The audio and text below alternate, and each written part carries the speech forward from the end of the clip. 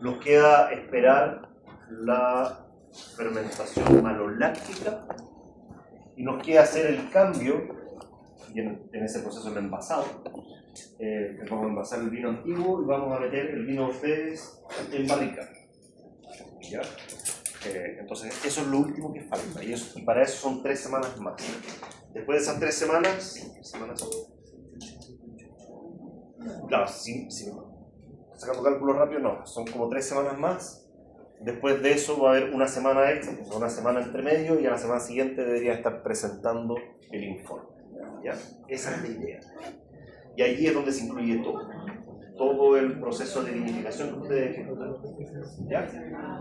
Eso, espero haber aclarado al menos parcialmente la duda. Sí, ¿es el informe o con presentación? Con presentación. No, funciona ahí, así como decente. No es necesario venir con eso. Lo que sí tengo que ajustar bien es la fecha de esa prueba 2. Según mi cronograma, es la próxima semana. ¿Cómo? Así, la próxima semana. No obstante, estoy pensando en hacer una pequeña modificación chiquitita de contenidos, de modo que en la próxima clase, en la clase de crianza de vinos, también entre en la prueba 2. Y así desaturamos de contenido la tercera parte, y podemos avanzar un poquito mejor en la última evaluación, que es un encargo. Estoy pensando, todavía no lo decido, pero en principio, como les decía, debería ser la próxima semana la prueba. ¿No tienen prueba la próxima semana?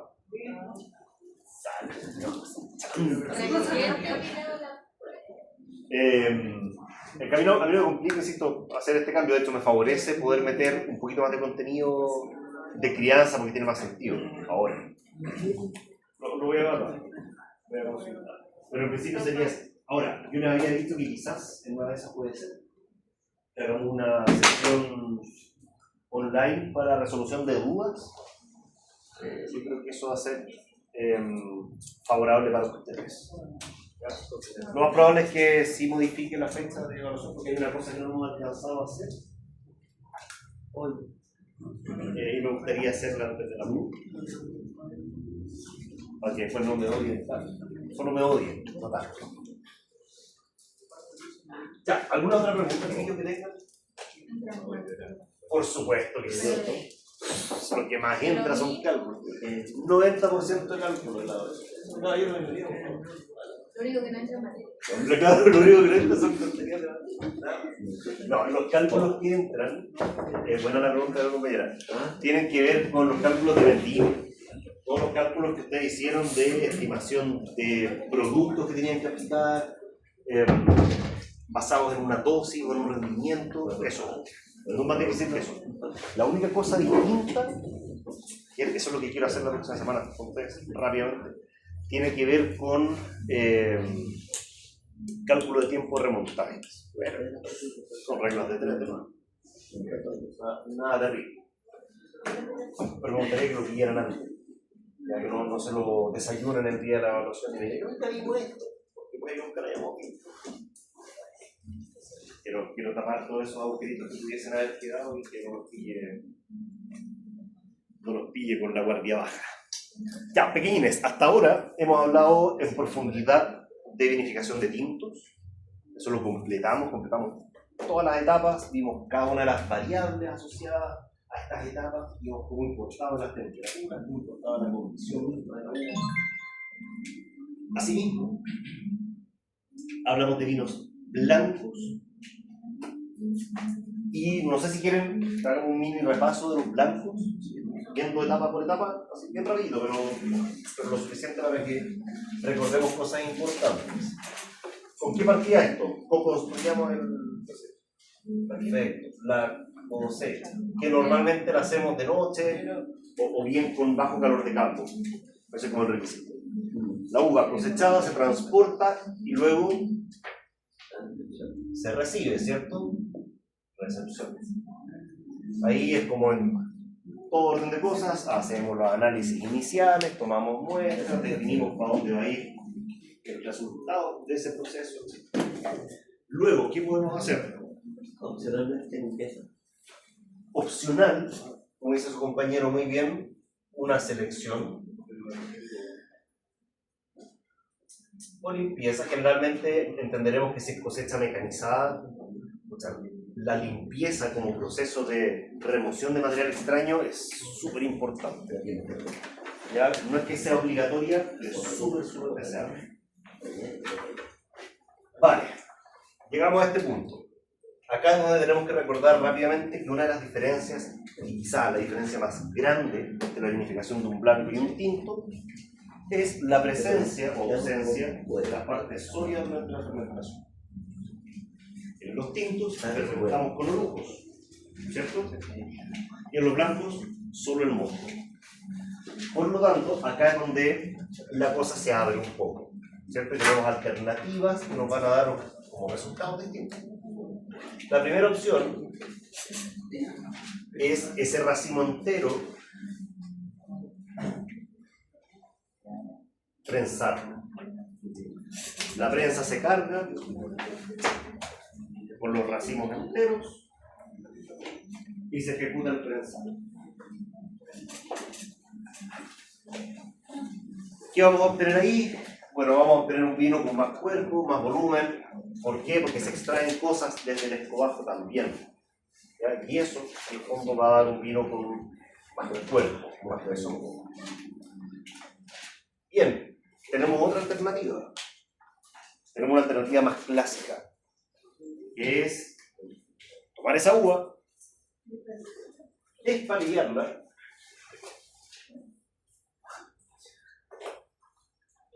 espalillar y moler, para luego prensar. Entonces, ahora ya no metemos la fruta sin despalillar, sino que la metemos despalillada, molida, dentro de la prensa para que ejecute el prensado. Esto, a diferencia del caso anterior, le da algo de tiempo de contacto al mosto con las partes sólidas para poder extraer algo más de aromas. Entonces, si comparamos, si bien es cierto, esta segunda alternativa da un cuerpo menor en el vino y un volumen menor también, es un poquito más aromático. Porque en el otro lo que hiciste fue la uva entera, íntegra, reventarla y pasarla. No hubo tiempo de contacto entre las pieles y el mosto que está sacando. Y finalmente tenemos otra opción, que es la alternativa que me va a ofrecer la opción de obtener, para la redundancia, un producto mucho más aromático. ¿Qué tendríamos que hacer acá? Espalillar y moler. Luego, enfriado. Luego, maceración prefermentativa. Y luego, cerveza. Acá lo que hicimos fue darle tiempo al mosto para que, estando en contacto con los orujos, extraiga compuestos aromáticos desde ellos.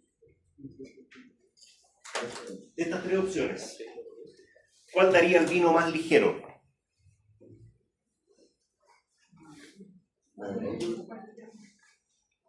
¿La 1, la 2 o la 3? La 2.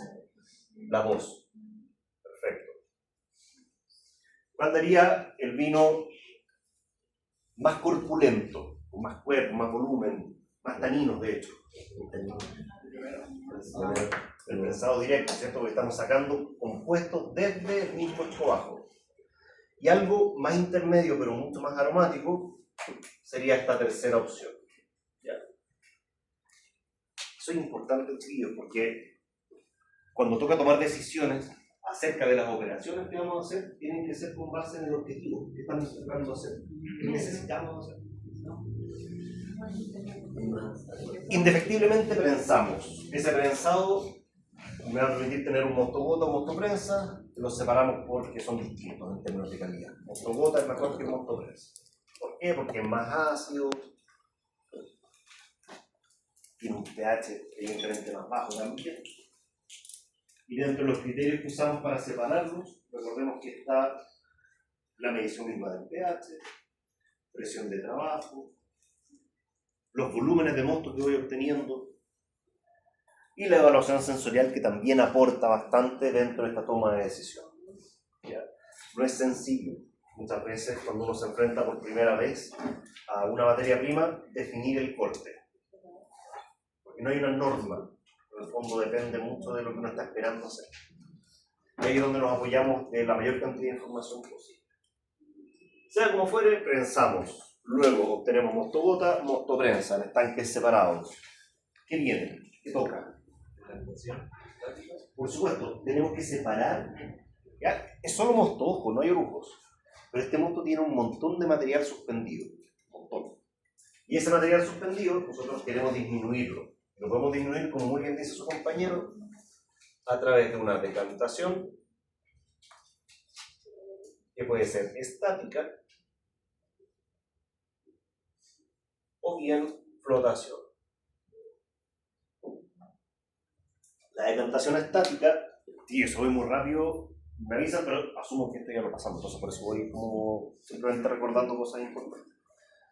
Pero igual me avisan si algo no les queda. La decantación estática implica enfriar el mosto, mantenerlo frío algunos días, cosa que los sedimentos decanten. ¿Ya? Y tener un mosto menos turbio. Las ventajas, las cosas positivas que tenemos de un mosto menos turbio es que en general, durante el proceso fermentativo,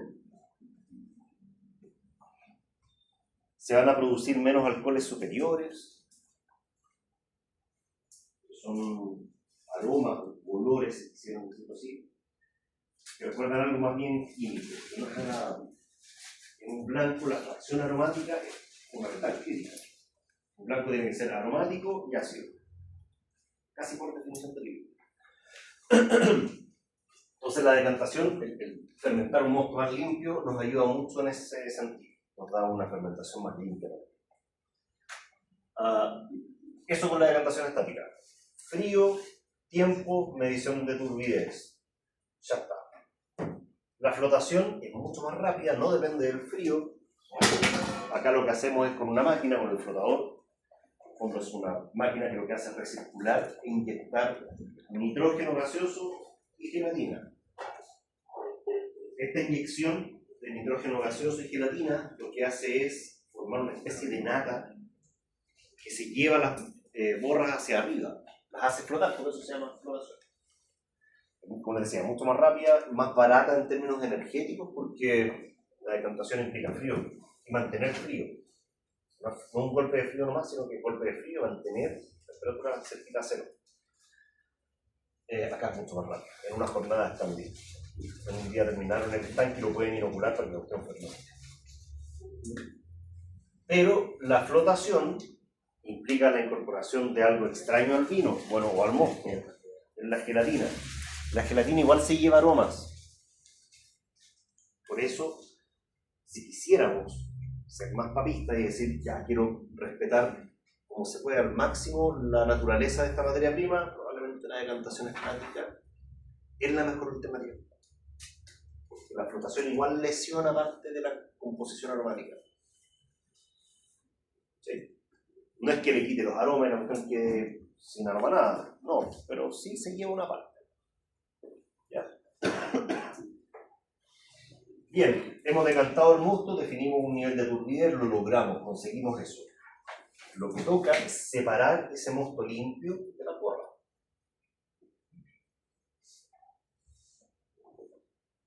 Y el desborre es una operación delicada que nos permite dejar las borras atrás y llevarnos el mosto limpio. ¿La zona no cambia la textura? No, muy buena tu pregunta. Las dosis que se usan son bajas, primero que todo.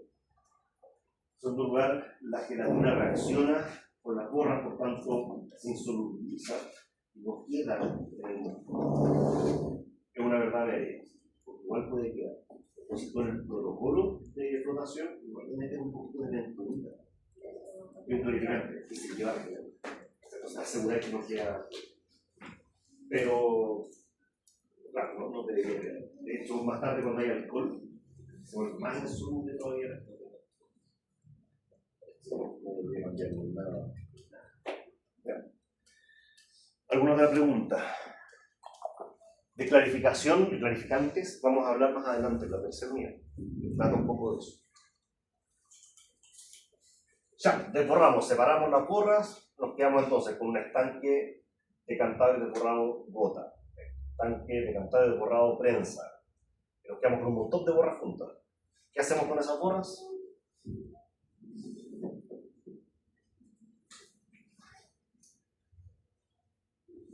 Generalmente las vamos a filtrar.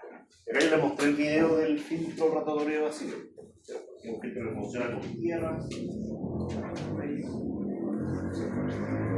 que permite filtrar gran cantidad de borras y con eso rescatar gran cantidad de volumen, porque si no, de otro modo estaríamos perdiendo. Entonces al final del día vamos a tener mostogota, mostoprensa y un estanque con un mosto rescatado de las borras. Que es de mucha menor categoría, la calidad es muy inferior, pero imagínense varios miles de litros de eso, y hay miles de litros que no están haciendo. Podría ser un vino en caja, un vino barato, para que no están perdidos.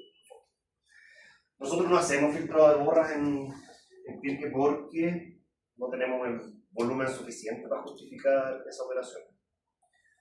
Y no venden filtros rotatorios tan chiquitos. Los más chiquititos son grandes, ahora sí. Bien, ¿qué es lo que toca ahora? Tenemos los mostos limpios, pero son mostos todavía. ¿Qué tenemos que hacer para que esta cosa avance? ¿Qué le falta al mosto para convertirse en vino? Por supuesto que sí, falta que fermente. Y normalmente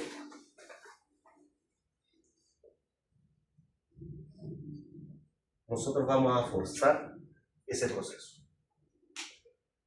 Acá no le vamos a poner un asterisco como de opcional, porque actualmente, en el 90% de los casos, la fermentación de plantas está mediada por la inoculación. Nosotros le metemos levadura, ¿no? Con levaduras nativas. Confía en las levaduras que sobrevivieron de todo este proceso de decantación, el frío, qué sé yo, que hagan la pena. Más en este caso, piensa que enfriaste, por tanto mataste un montón de levaduras en el proceso que no aguantaron las bajas de temperatura prolongadas de tu población.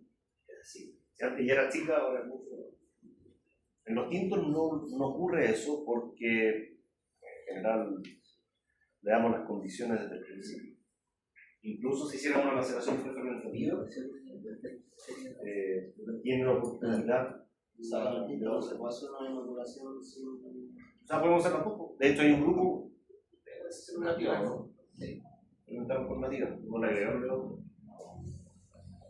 Porque la población es más grande. Acá tú decantaste y te llevaste un montón de microorganismos con eso. No todos, por supuesto, pero es mucho más pobre la población. Y aquí se debe ver que los chiquillos ya tienen el vino listo como al mismo tiempo que nosotros se... Compensa hacia el final, porque la fermentación en todos los casos hacia el final va mucho más lenta. Los chiquillos se demoraron un montón en partir, pero el grueso de la fermentación ocurrió rápido. Y fue como Ustedes partieron tarde, pero ya están casi listos. Es que no listos, no recuerdo si tarde. bueno. Ahí al borde. 997, 97, 97, ¿no? Están al borde. Pero es porque compensa hacia el final, ¿no? Por eso. Puede llegar en el mismo momento al final del proceso. Especialmente en su caso que se enfrían los estanques un montón. Si uno pudiera mantener a todos a 25, los que inocularon habían terminado sí o sí antes. Todos. Antes que los de nativas. Porque nativas se demora entre 3 a 7 días en partir. Ya, pues inoculamos, luego evidentemente, voy a decir por acá, ocurre la fermentación alcohólica. Esta fermentación alcohólica ocurre a bajas temperaturas. Generalmente el rango de temperatura, a diferencia de los tipos, acá es mucho más bajito. Estamos hablando del orden de 15 a 20 grados. De lo comparan con los tintos lo estamos fermentando entre 25 y 28, es muy ideal. Eso es como la temperatura ideal. ¿Qué significa que vayamos a fermentar a una temperatura inferior? Significa que va a ir más lento. Ustedes piensan en una vinificación tradicional de tintos, con inoculación se demora 7 días. En 7 días la cuestión ya está fermentada. Vamos, 7 a 10. En cambio, en una vinificación de blancos, entre 15 y 20 grados, se demoran el doble. Por lo menos 20 días fermentando eso. Si es que no un poco más. Entonces, claro, son fermentaciones más lentas, por tanto, mucho más largas. Y esto no es porque sí. Esto no es porque nos guste pensar que los vinos blancos y fríos, no es antojadizo. Tiene una razón. Y pasa que durante la fermentación alcohólica, las cosas que se producen a partir de la misma fermentación del consumo del azúcar, es, aparte del alcohol, el dióxido de carbono. ¿Cierto? El dióxido de carbono, si sale muy rápido desde el extracto, con una masa muy elevada, arrastra aromas, muchos aromas. Entonces, cuando están fermentando muy caliente los blancos, si ustedes entran a la sala de fermentación, van a notar que huele muy rico, realmente muy agradable, pero es porque esos aromas ya no están en el mosto de fermentación, sino que se fueron para afuera, ya los perdieron. Entonces, la idea de que esto fermente lento es disminuir el arrastre de aromas durante el proceso fermentador. Es como la lógica. Adicionalmente, fermentar a bajas temperaturas me asegura que los aromas fermentativos que se producen sean de ciertas familias químicas. En otras palabras, a bajas temperaturas se producen pocos alcoholes superiores. Lo mencionábamos hace un ratito.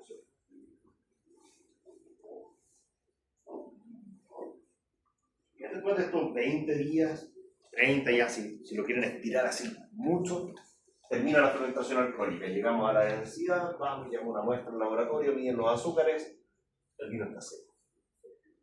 ¿Qué es lo que ocurría en los vinos tintos?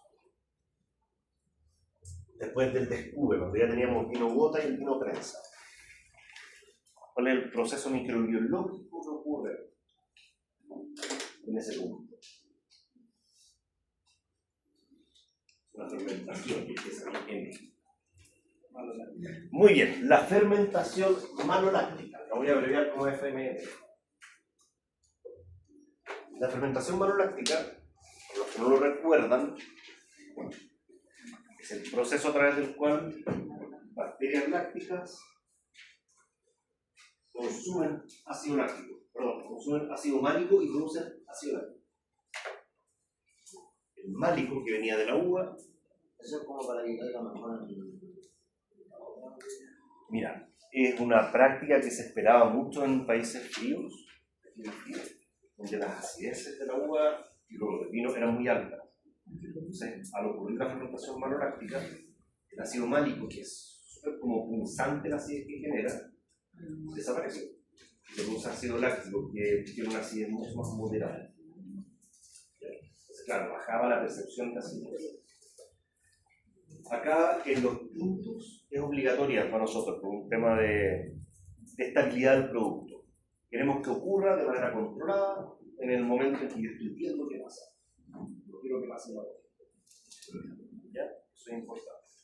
Si ocurre en la botella, el vino queda con olores extraños. Y además se genera un poquito de dióxido de carbono. La fermentación maloláctica, entonces, va a dar como resultado la disminución de la acidez, un aumento leve en el pH,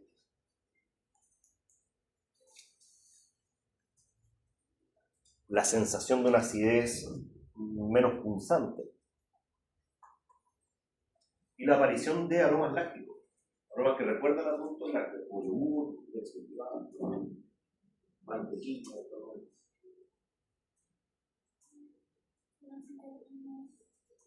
Un sándwich. Menos agresivas. Entonces, claro, eso en un tinto viene súper bien, porque los aromas a fruta, complejidad de la madera, juegan súper bien con estos aromas lácticos. Pero los blancos la historia es distinta. En los blancos normalmente vamos a evitar que ocurra la fermentación maloláctica. Hacemos el quite. Por tanto, lo vamos a dejar como opcional en realidad. Esta fermentación maloláctica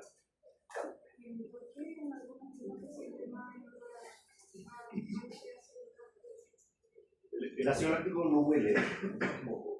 Lo que se genera durante la maloláctica no solo el ácido láctico, sino también aromas lácticos. Son compuestos aromáticos diferentes al ácido láctico. Crema, pero todavía no está ocurriendo la maloláctica.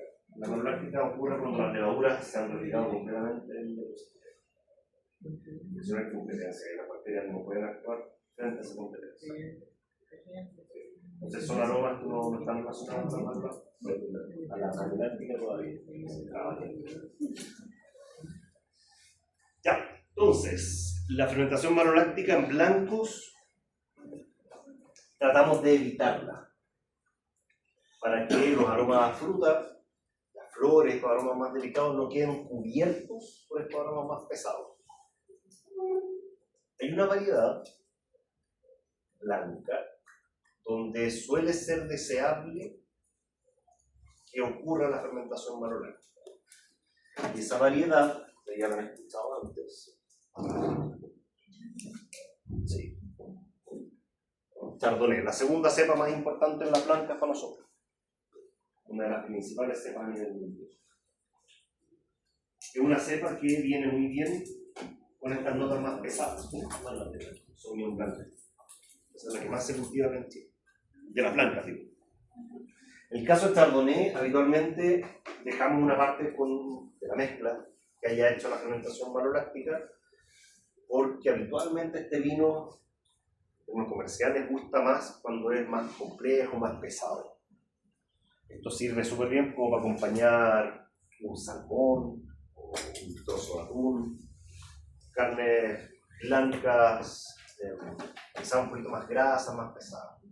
En cambio, el Sauvignon Blanc, y el otro blanco más importante en Chile, viene mejor con cosas más frescas y ácidas.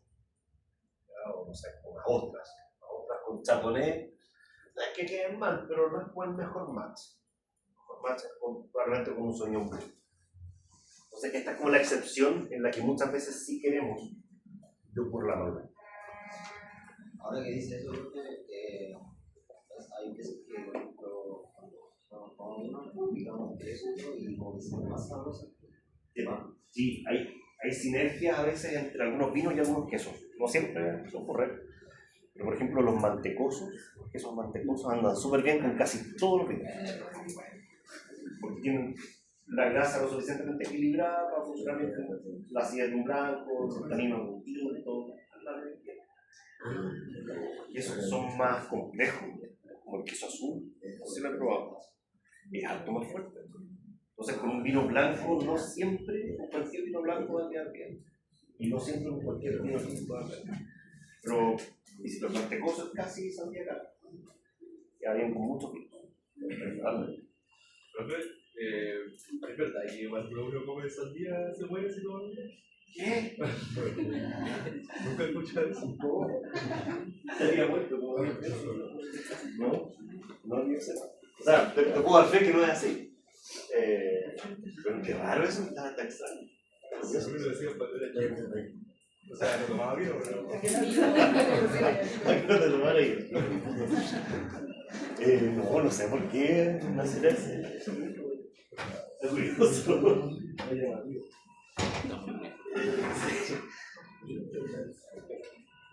Bueno, en fin, si uno quisiera que ocurra una maloláctica, ¿qué me recomiendan que haga? ¿Cómo puedo frenarla y evitar que pase?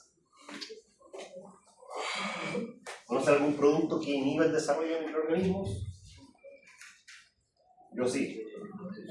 Le agregan anhídrido sulfuroso en la etapa final que se llama sulfitado y con eso inhiben la malolactosa.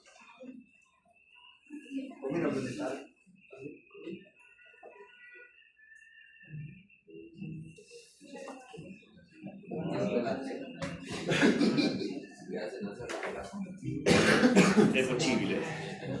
Ya, listo. Terminamos con los blancos. ¿Alguna pregunta hasta acá? Después de este mega repaso y avance. Dame un segundo. Sí, es bueno el proceso porque ¿para qué? O sea, me refiero de ser tan complejo, por eso es la cantidad la cantidad baja que hay de vino, por el hecho de que Por lo que es más complejo que el vino. a su compañero, no sé si opinan lo mismo, que él dice que producir un blanco es más difícil que un tinto. Yo estoy de acuerdo. Por lejos. Es mucho más delicado. Pero en realidad no tiene que ver con eso. El que haya menos vinos blancos, en términos comerciales, tiene que ver con un tema de mercado. Porque el público desea más un vino tinto que un blanco. Básicamente es la demanda la que manda acá. Porque si no, igual varían cuestiones, hacen cosas muy complejas de esto, pero son para mercados específicos. O sea, la mayoría de blancos van para afuera. Y los que quedan acá son para un público que desea blancos por una ocasión especial, ¿no? Llegas a la casa y te quieres tomar una copa de vino. Normalmente ese vino es tinto. Muy rara vez es blanco. Y un tema cultural. Básicamente. Porque en general el clima en los valles anda súper bien para tintos. Pero la gente también está acostumbrada a que haya más. Ahí tenía una pregunta, ¿no?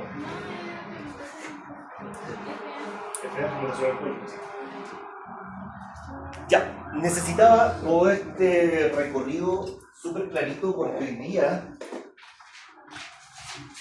vamos a, en lo que queda de la clase, hablar de vinos espumantes. ¿Ya? Los vinos espumantes requieren un nivel de atención súper profundo si quisiéramos verlo así como desde el tecnicismo mismo, pero la idea es que esto sea una introducción con herramientas suficientes para que entendamos cómo se hacen los vinos espumantes. Hay varias variantes. Para hacer un blanco les enseñé 3. Para hacer espumantes o vinos con gas, eventualmente hay cerca de 6 estrategias distintas. Vamos a ver 2. 2 que son las más importantes. Imagínense. Y para ello necesariamente tenemos que abordar un poquito del contexto histórico, aterrizarlo en el contexto nacional y ahí partir con los métodos más importantes que son estos 2.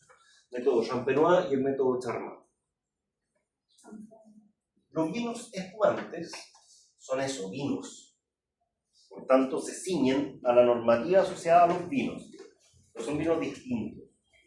Vinos que, además de cumplir con esa normativa, tienen sus propios apartados. Son vinos que tienen gas disuelto. No cualquier gas, sino que el dióxido de carbono. Dice la historia que la producción de estos vinos con gas surgió en Francia, muy relacionado a un personaje muy famoso, de hecho, muy por ahí, un monje benedictino, don Pierre Perignon, quien estaba encargado de la producción de los alcoholes.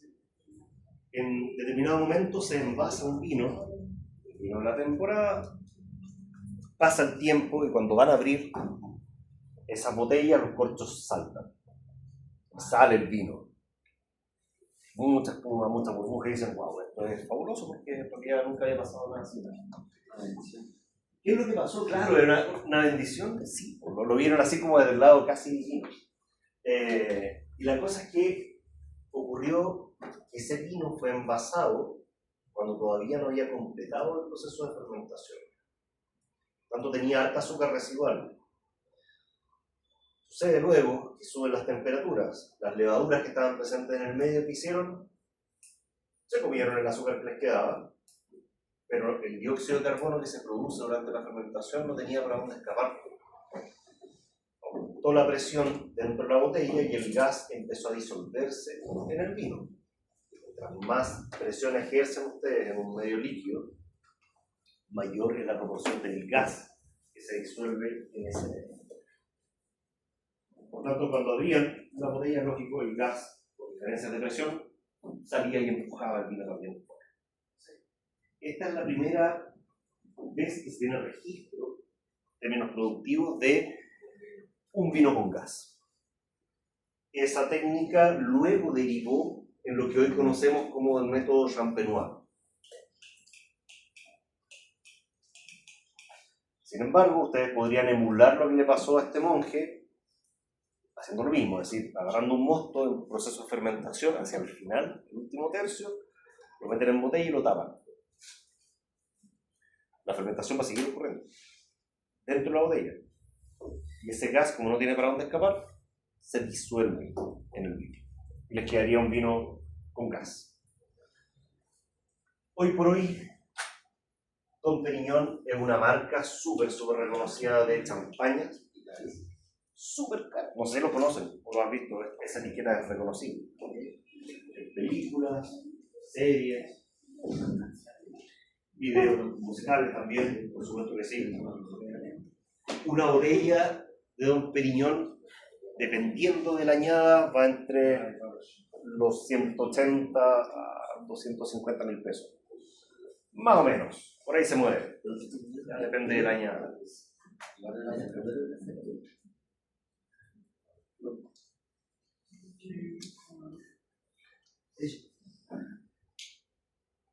Pucha, sí, pero no. Si tú lo dices como por la parte sensorial, Veuve Clicquot, que es otra marca de champaña bien famosa, bastante más barata, esa es la mitad del precio. Andan reparecidas, claro, es más masiva. Igual se pierde porque uno la agita y ya. Es el tema, no debería hacer eso. Menos con una botella no se tanto. Pero Es que por eso. Sí. de hecho, cuando uno abre un espumante, la forma de abrirlo es bien parafernálica. Tú tienes que afirmar con la derecha. Sí, la tienes. El corcho se afirma y tú giras la botella. No se saca el corcho. Y de hecho tiene que sonar así como. Así, suavecito, muy pequeño. No hay. Si sale volando, la embarraste, arruinaste el proceso, mataste la magia. Para la celebración es otra historia, entendámoslo así. Pero como que la etiqueta del servicio dice, no, tiene que ser muy silencioso. Entonces uno no quiere hacer eso, ¿qué hace? O cuando bautiza un auto, no sé, yo he visto que tiran el coche. Claro, pero ¿cachai? Que es como un. Claro, es desperdiciarlo todo. Sí. Pero si tú quisieras servirlo realmente en una celebración oficial, tú tienes que abrir con mucho cuidado para que no se te salte el corcho. Ya, dicho esto, entonces en Chile, nosotros durante mucho tiempo no nos van a alcanzar, probablemente porque están más atrás, pero ahí dice champaña. Champaña Valdivieso. Esto no fue hace tanto tiempo. Sí, y pasó que desde el 2015, el 1 de febrero del 2015, si mi cabeza no falla, se hizo obligatorio que todas las etiquetas en el mercado nacional y extranjero de nuestros vinos con gas dijesen vinos espumantes, ya no más champaña. Porque Francia se enojó, golpeó la mesa y dijo, oye, en mi denominación de origen, ustedes están en la OIB, ustedes exportan vino, respeten la denominación de origen, tiene validez internacional. Entonces, ¿qué tuvo que hacer Chile o los productores en Chile? Cambiar su etiqueta y ya no ponerle champaña, sino que vino espumante. Si ustedes me preguntan si eso es un problema, o sea, yo tengo una opinión bien particular. ¿Qué piensan ustedes? ¿Es algo terrible? ¿Le hayan cambiado el nombre? Pregunta seria. Yo creo que está bien que están exigiendo lo que. Estoy muy de acuerdo. Ponte en el lugar del que produce el vino espumante acá en Chile, que le ponía champaña y ahora le tiene que cambiar el nombre. Tiene que hacer la inversión de ampliar la etiqueta. Perfecto. Ese es un tema importante. Tiene un plazo para el mercado nacional. Para que agotaran las etiquetas no fuese tan duro el costo económico, o sea, las etiquetas recargan. Claro, entonces le dieron un plazo, un par de años para que eliminaran todas las etiquetas antiguas que decían champaña y utilizaran la nueva denominación del producto. Pero para el productor sí fue un problema, porque nuestro público querido, ese entonces y ahora es súper conservador, entonces le cambié una cosita y como que pánico. No, le bajaron la categoría, es que antes eran buenos, antes era champaña, ahora el vino espumante. Pero es técnicamente lo mismo. Es lo mismo, si estamos de acuerdo. Pero El tema es champán que es como lo que decíamos, que los vinos que tienen la denominación de origen, necesitan otro producto completamente distinto. absolutamente. O sea, nacionalmente, esto si yo le pongo champaña en la etiqueta o le pongo espumante es lo mismo. Pero no puedo ponerle champaña porque si yo traigo una champaña, el producto per se es súper alcohol, súper diferente. Entonces está bien. El problema es que, claro, para generaciones más antiguas todavía sigue siendo un tema. A los más antiguos todavía le dicen champaña al vino espumante. Pero decir vino espumante no champaña. Bueno, porque entienden que así era el producto. Yo alguna vez la champaña, todo es champaña. Exactamente, es puro vino espumante. No me es vino.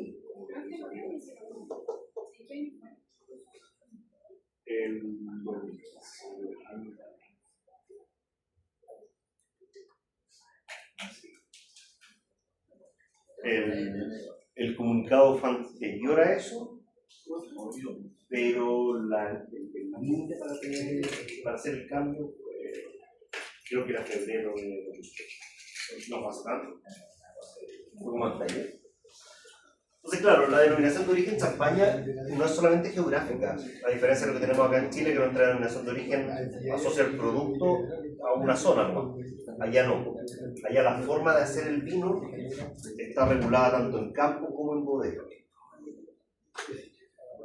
En Francia las variedades que se usan para hacer la champaña son esas: Chardonnay, Pinot Noir, Pinot Meunier, una variedad blanca, dos variedades tintas. Acá usamos mucho Chardonnay, harto Pinot Noir y que eventualmente también, para que lo orden por ahí, Moscatel de Alejandría.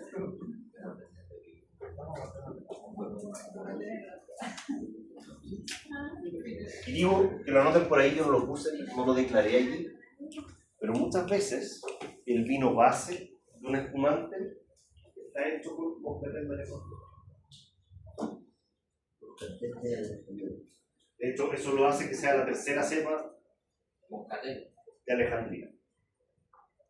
Hay varios moscateles. Esa es otra, ¿cierto? De las tres, una. Es otra. Sí, en Chile son estas dos y además de ahí moscatel de Alejandría. Vale, dependiendo de cómo hicimos el vino, lo podemos llamar Blanc de Blanc, si es solo hecho con variedades blancas, o Blanc de Noir, si es que incluimos en el proceso una variedad tinta como Pinot Noir, Pinot Meunier también. Dijimos dos metodologías importantes. Vamos a partir con la primera, con el método tradicional, si lo pudiésemos llamar así. El método Champenois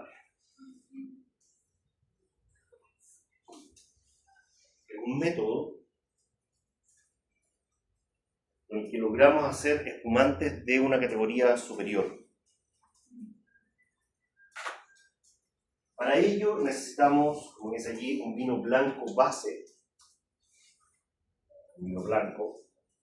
Probablemente habremos seguido muy probablemente esa ruta.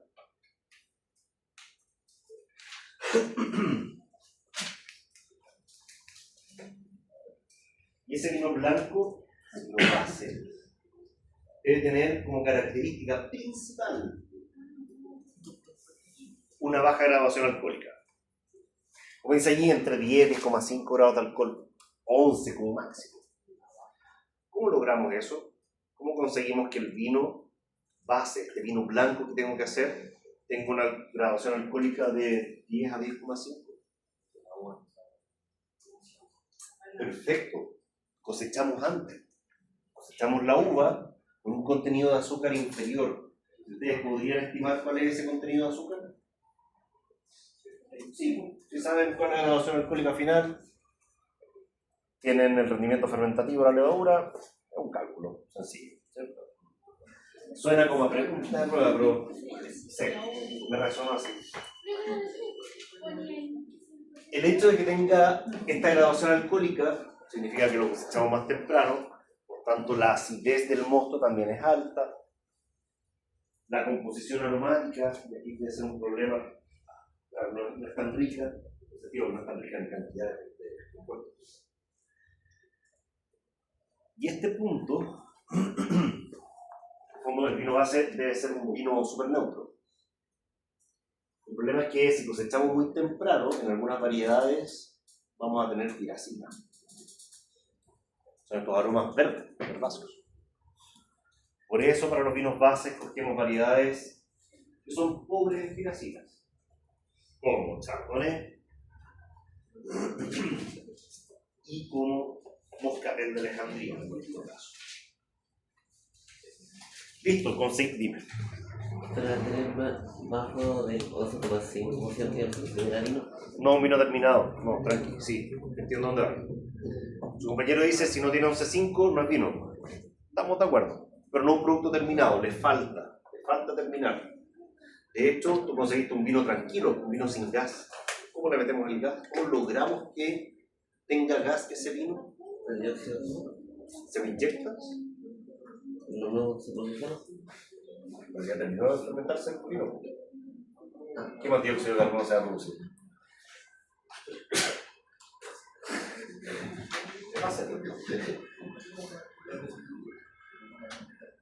La ley, y tengo que saltar un montón de diapositivas, la ley dice esto: un vino espumante es un vino que tiene dióxido de carbono. Ese dióxido de carbono viene de una segunda fermentación, por tanto no le puedo inyectar gas a un vino. No se podría llamar vino espumante, ¿sí? Así. ¿Cómo se llama? Vino gasificado. Es otro producto. Pero existe también.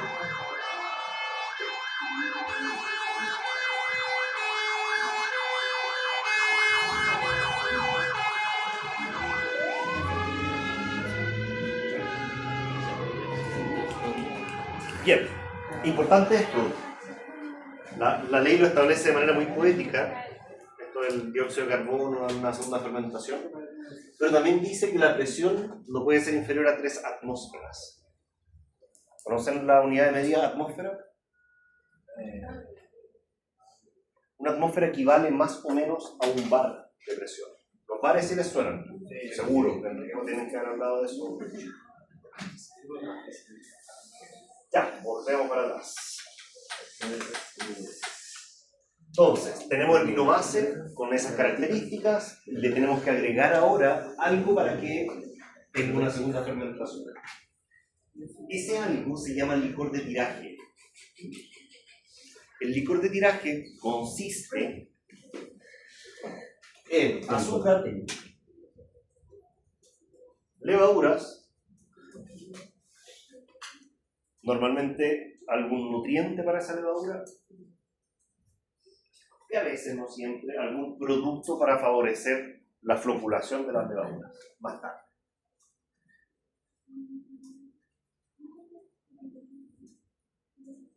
¿Qué es lo que se hace? A este vino base, que está en un estanque, el vino está listo, terminó el proceso fermentativo. Esta parte del sulfitado tratamos de no hacerla. ¿Por qué? Porque después tienen que refermentar y si tiene sulfuroso no va a fermentar. Si llegamos hasta acá, hacemos procesos de clarificación más o menos rápido y con filtración, y a ese vino base le agregamos el licor de tiraje. Homogeneizamos, nos aseguramos que se revuelva bien y luego envasamos. Tomamos ese vino, lo metemos en botella y tapamos. ¿Qué es lo que va a pasar? Va a pasar lo mismo que le pasó al monje hace un montón de siglos atrás. La fermentación, la segunda fermentación va a empezar a ocurrir y el gas, como no puede salir, se disuelve en el vino y queda gasificado. Si algún día toman el electivo de cerveza, así es como gasificamos la cerveza. Así mismo. Esta segunda fermentación tarda generalmente un par de semanas en completarse. Ese proceso no solo se genera el dióxido de carbono, sino que también aumenta el grado alcohólico, y ahí trató de responder la pregunta de su compañero, o la duda que le generó. Ahí se alcanzan los más de 11,5. Generalmente llegas a 12 aproximadamente. La cantidad de azúcar que se requiere va a depender del grado alcohólico por un lado y la presión a la que queremos llegar por otro. ¿Ya? Eso es como lo todo. como punto de los que nos fijamos. Durante mucho tiempo, las botellas van a permanecer inclinadas, se colocan en atriles de esta forma. La fermentación se demora 15 días, 20 días, quizá un mes, pero las botellas permanecen así por lo menos un año, por lo menos. Y durante todo este tiempo, o gran parte de ese tiempo, a cada una de estas botellas se les va dando giros, ¿verdad? Un cuarto de giro, de manera... Es una operación muy romántica en la producción de las champañas. Siempre tiene que estar inclinado. Por supuesto. Tiene que estar siempre en una posición con el gollete hacia abajo, en más o menos como 45 grados podríamos decir. ¿Qué es lo que estamos buscando con todo este trabajo normalmente manual?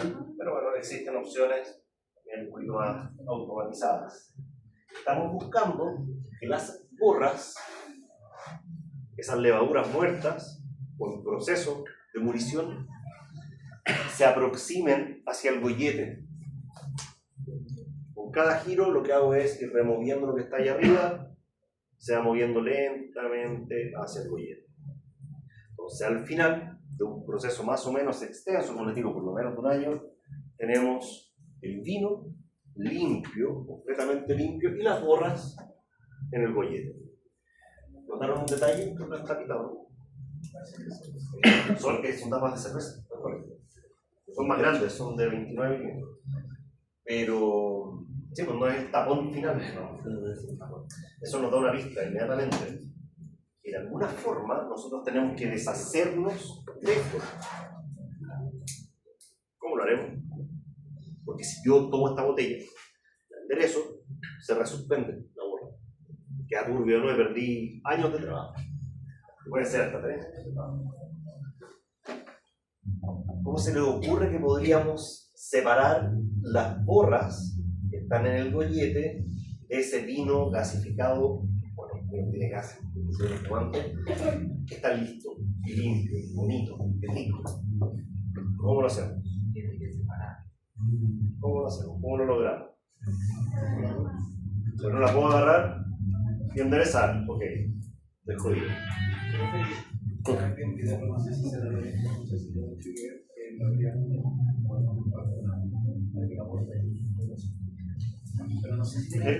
me planteas esto, tomo la botella que tiene la borra aquí, ¿cierto? Hay un receptáculo abajo, lo abro así, estando inclinada, sale por presión, levanto y sale más. No, Congelándolo.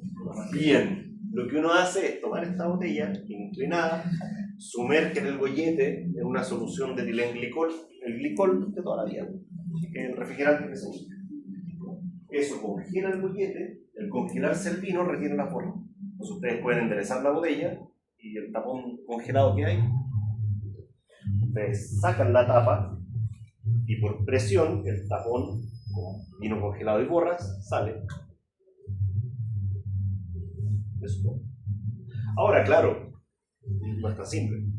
Es un proceso lento, delicado, botella a botella, que implica además pérdida de volumen. Ustedes pierden volumen en esa congelada.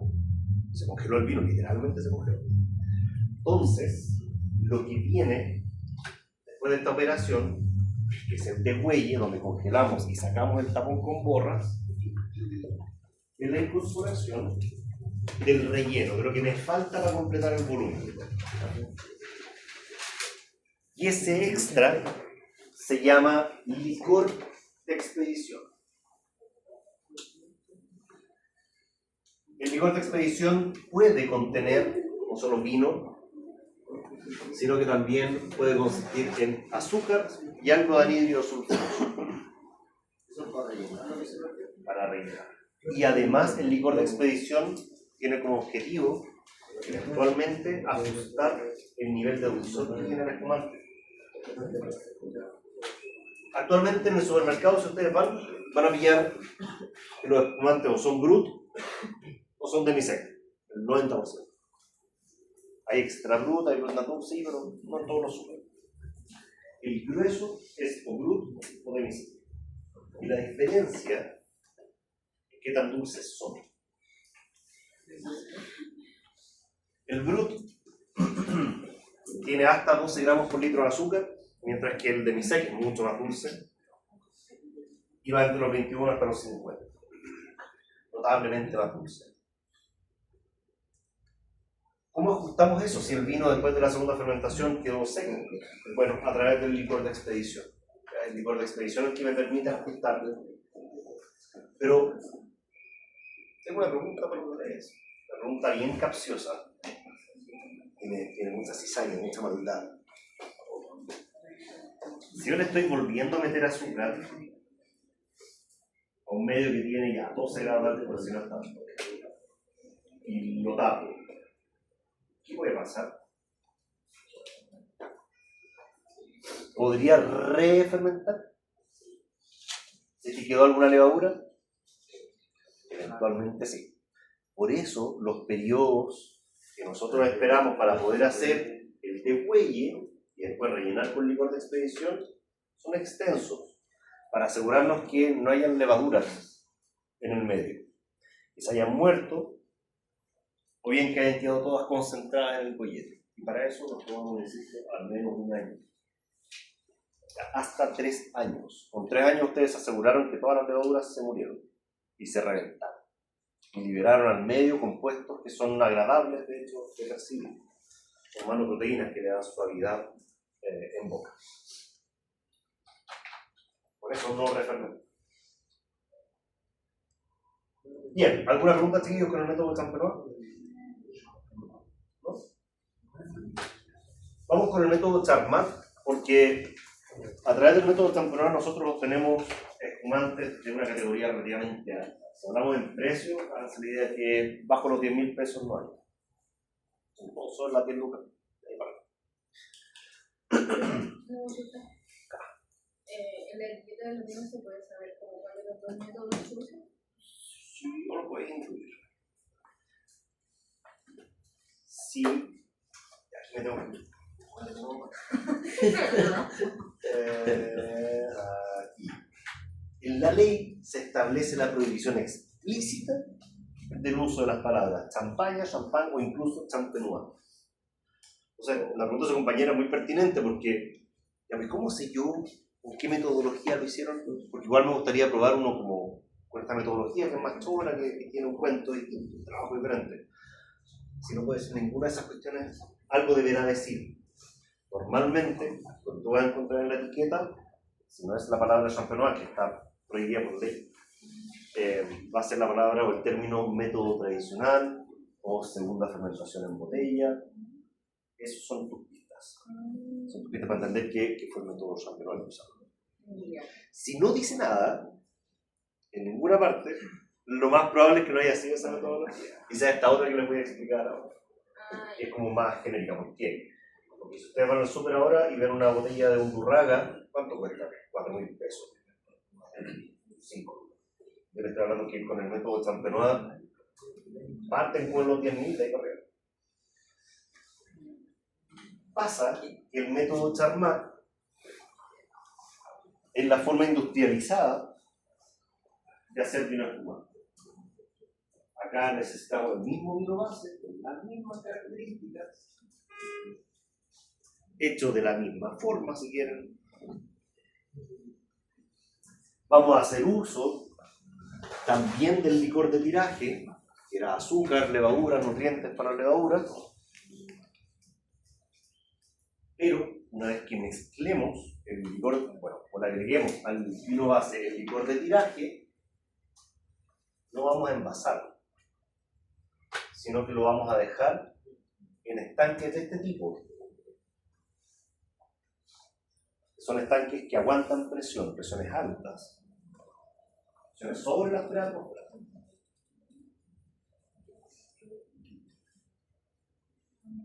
Entonces, la segunda fermentación no va a ocurrir dentro de una botella, sino que va a ocurrir dentro de este estanque que se llama autoclave.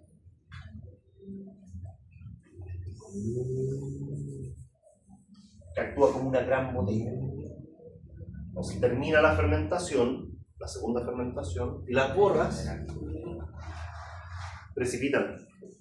Y abajo, no sé si alcanzan a notar, hay una válvula de final. La válvula que ustedes la abren, pueden vaciar completamente el estanque. Las borras las sacan por ahí. Y se ahorraron meses de trabajo, se ahorraron horas de trabajo congelando y degollando botellas. A eso hay que ponerle ese que dije la otra vez, que es como para ver así hasta dónde llega el Y calor. sí, pues, cuando estáis haciendo buena acotación acá, cuando uno está purgando el estanque, de partida le estáis metiendo gas para ejercer presión y no desgasificar el vino. Y acá pones un visor. Y con el visor tú te aseguras que sacaste borras, terminaste con las borras y no te echáis el vino, sino que cortas en ese momento. Exactamente. Esa es la mejor forma de hacer trasiegos para limpiar el vino. Esta metodología demora muchísimo menos que la anterior, por tanto podemos con muy bajo costo hacer un espumante. Por eso las botellas de Undurraga, de Valdivieso son tan baratas. Las hacen así. No es que sea malo, simplemente es diferente, es un contexto de producción distinto. El problema o la barrera de ingreso hacia este tipo de productos tiene que ver con la infraestructura productiva. Esos estanques solo sirven para hacer espumante. No sirven para nada. Son súper caros. El piping, todo este sistema de tuberías en las que se mueve o vino o dióxido de carbono, es súper caro también, porque son sistemas presurizados. Los sistemas de filtración que se requieren, sistemas presurizados, caros también de ejecutar.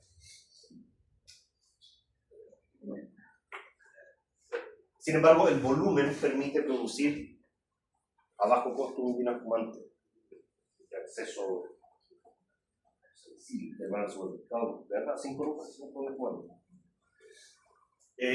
Un buen espumante en el fondo. Preguntas, chiquillos, hasta acá. Vale decir que el método Charmat, la segunda fermentación ocurrió en ese estanque, también se desborró, y lo que se hizo fue agregar el licor de expedición para asegurar el dulzor que queríamos. ¿Cómo evitamos que refermente se empiece a refermentar? Es difícil porque ya tiene más alcohol, tiene un poquito de sulfuroso ahora, tiene una condición de presión también que inhibe la proliferación de levaduras. Bueno, se puede filtrar. Bastante difícil. Así es difícil filtrar cosas con gas, pero no da. Ya, ¿alguna otra pregunta? No, por ahí. Bien, solamente mencionarles que, para finalizar, existen otras categorías reconocidas en la normativa vigente, asociadas todas al contenido de azúcar que tienen los espumantes, ¿vale? En el supermercado sí pueden encontrar algunas de estas, probablemente el Extra Brut, quizás el que está más frecuentemente dentro de las categorías más raras. Pero el Brut Natur está difícil, muchas veces está asociado a productos más de nicho. Bien, eso tenía para ustedes el día de hoy, muchachines. Dígame.